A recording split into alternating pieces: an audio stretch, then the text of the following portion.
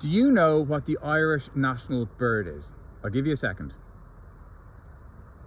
You'd be forgiven for thinking that it's the bird that was on our 50p before we converted to euro.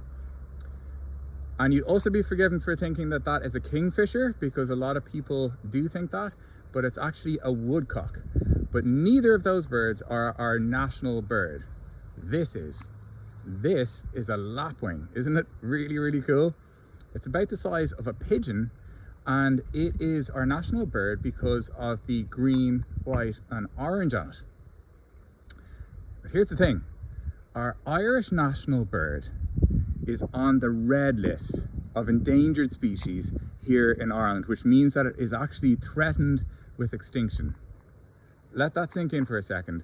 Our Irish national bird is threatened with extinction because of our actions.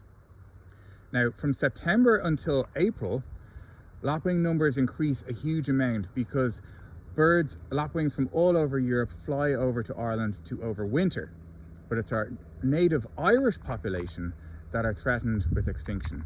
Can you just imagine for a second that our Irish national bird went extinct here in Ireland due to our own negligence? How that would look. It would be absolutely awful, but how would that look on the world stage? And that is the reality. Our national bird is threatened with extinction primarily due to habitat loss and its vulnerability during the nesting season, because it likes to nest in low-lying areas. It's a wader. It likes to feed in riparian zones, wetlands, looking for invertebrates and things, but it nests in low-lying fields, especially next to longer grass, and that is why it is so vulnerable. And that would be the worst thing ever if we lost our national bird. So remember, our Irish national bird is the lapwing, and keep an eye out for them, especially now from September until April, when their numbers are bolstered by visitors over from Europe.